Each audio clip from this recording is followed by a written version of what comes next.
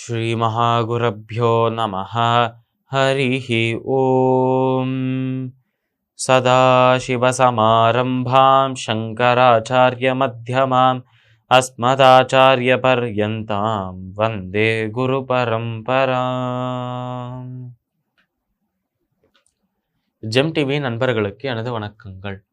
இன்றைய நாள் அனைவருக்கும் இனிய நாளாக அமைய எல்லாம் வல்ல இறைவனை வேண்டி இன்றைய மதமும் நம்மதமே நிகழ்ச்சிக்கு செல்வோம். இன்னைக்கு நம்ம ஸ்ரீ ஞாச தசகத்திலிருந்து ஒரு ஸ்லோகத்தை விரிவான விளக்கத்துடன் பார்த்துட்டு நேற்றைய தினத்து நீதி கதைக்கு செல்வோம். த்வதேகரக்ஷ்யஸ்ய மமத்வமேவ கருணாகர ந பிரவர்த்தய பாபானி பிரவர்த்தானி நிவர்த்தய. இந்த ஸ்லோகம் ஸ்ரீ நிகமாந்த மகாதேசிகன் இயற்றிய ஸ்ரீ ஞாச தசகத்தின் 8வது ஸ்லோகம். இந்த ஸ்லோகத்தில் நம்ம தேசிகன் நம்ம பெருமாளை பார்த்து 2 பிரார்த்தனைகளை செய்கிறாராம். 2 விஷயங்களை நமக்கு சொல்றார் என்றே சொல்லலாம். அப்படி அவர் சொல்ற 2 கருத்துக்கள், உன்னை தவிர என்னை ரட்சிப்பதற்கு யாருமே கிடையாது என்று சொல்றாராம் நம் தேசிகன். இதுதான் முதல் கருத்தாக இருக்கு.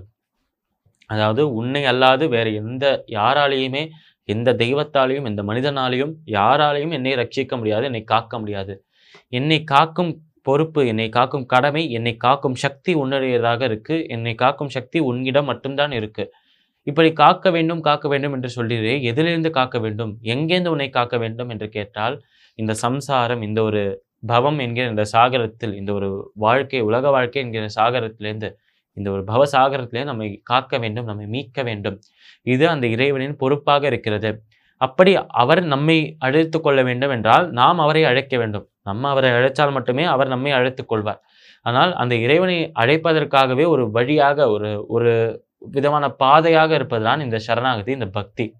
அப்படி அந்த இறைவனை அழைப்பும், அந்த இறைவனை நினைக்கும், சிந்தனையில் வைத்துக் கொண்டிருக்கும் இந்த ஒரு செயலான பக்தி, இது யாரிடம் இருக்கிறதோ அவர் ஒரு கருணையோடு, மனதுக்குள்ள ரொம்ப ஒரு கவலையோடு, கஷ்டத்தோடு அந்த பகவானை அழைத்தாள் என்றால், நிச்சயமாக நீ வந்தே தீர வேண்டும், நீ வரணும், உன்னை நான் காண வேண்டும் என்ற ஒரு ஏக்கத்தோடு கேட்டார் என்றால், நிச்சயமாக அந்த ஒரு ஆசையை சரி செய்வார், அந்த ஆசையை நிறைவேற்றுவார் பகவான். அதனால் அப்பேற்பட்ட ஒரு ஆசை, அப்பேற்பட்ட அந்த ஒரு கூக்குரல், பக்தனின் அந்த ஒரு ஏக்கத்தை தீர்ப்பதற்காக பகவான் வருவார் என்றுதான் கருத்து இருக்கு. 2வது கருத்து, நான் இதுவரைக்கும் செய்த அனைத்து பாவங்களையும் அழித்து விடு, இனிமே நான் எந்த பாவமும் செய்யாமல் எனக்கு காக்க வேண்டும் என்று சொல்றார். என்றால் பாவம் செய்தால் நமக்கும் இறைவனுக்கும் இருக்கும் அந்த ஒரு தொலைவு, நமக்கும் இறைவனுக்கும் இருக்கும் அந்த தூரம் கூடிக்கொண்டே போகும். ஆனால் அந்த இறைவனை சென்று அடைவது கனவுல கூட நினைத்து பார்க்க முடியாத ஒரு காரியமாக மாறிவிடும். அதனால் பாவங்கள் நான் செய்யக்கூடாது, இதுவரைக்கும் செஞ்ச பாவங்களும் அனைத்தும் அழிந்து போக வேண்டும். அதே நேரத்தில் என்னை காக்கக்கூடிய சக்தி உன்னிடம் மட்டும்தான் இருக்கு என்று அழகாக சொல்றார் நம்மளோட தேசிகன். இந்த ஸ்லோகத்திற்குண்டான விளக்கம் இதுவே.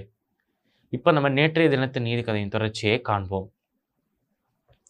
மீண்டும் ஒரு நபர் வரதை பார்த்து சத்தியவிரதன் அந்த நபரை பார்த்து கேட்கிறாராம், நீ யார் என்று கேட்கும்போது, நான் தான் புகழ், நான் தான் பெருமை என்று சொல்றாராம் இவர். கீர்த்தி என்றே வைத்துக்கொள்ளலாம். புகழ், பெருமை என்றாலே நமக்கு தெரியும். புகழ் பெற்றவர் என்றால் எங்க போனாலும் அவர் பேர் ஒலிக்கும். அவர் எந்த இடத்தில் நின்றாலும் அவருடைய பக்கத்தில் 10 பேர் நின்று கொண்டே இருப்பார். அவரை பார்க்க மாட்டோமா என்று பல பேர் ஏங்கி கொண்டே இருப்பார். இதுதான் புகழ் என்று சொல்லலாம். நான் தான் புகழ் என்று சொல்றாராம் இவர். இதை கேட்ட உடனே ராஜா கேட்கிறாராம், நீ ஏன் செல்கிறாய்? தனத்திற்கு இங்கே இருக்க அழுத்து படுத்து என்று செல்கிறாள். தானத்துக்கு தனம் இல்லை என்று தானம் சென்று விட்டது. தானமும் இல்லை என்று சொல்லிட்டு நம்மளோட சதாச்சாரம் சென்று விட்டது. இதுவே புகழ் நீ ஏன் செல்ல வேண்டும் என்று கேட்கும்போது அந்த புகழ் சொன்னதாம், தனம் இருந்தால் தானம் செய்ய முடியும்.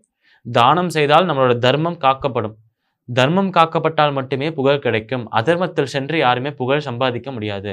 தர்ம வழியில் சென்றாலே புகழ் கிடைக்கும். ஆனால் தர்மம் கெட்டுப்போன காரணத்தினால் புகழும் அது பின்னாடியே போகும் என்று சொல்லி புகழும் அங்கேருந்து கிளம்புறாராம். கிளம்பிட்டு போய் மறைஞ்சு விடுறாராம். இப்படி தனம், தானம், அந்த சதாச்சாரம், அறம் மற்றும் புகழ், இந்த 4மே சென்று விட்ட பிறகு மீண்டும் ஒரு முறை ஒரு காதுல ஒரு சத்தம் கேட்கத்தான் இந்த ராஜாவுக்கு. இது என்ன சத்தம் என்று பார்த்தால், திரும்பி பார்க்கிறார். இதுவரைக்கும் வந்த அனைத்து நபர்களை விடவும் அதிகமான சக்தி, அதிகமான பராக்கிரமம், அதிகமான ஒரு ஒளி பொருந்திய சுரூபத்தோடு நபர் வர்றதை பார்க்கலாம். இவரை பார்த்த உடனே ராஜா அப்படியே உறைந்து போயிட்டு, ஒரு ஆச்சரியத்தில் உறைந்து போய் அதே இடத்துல நிற்கிறாராம்.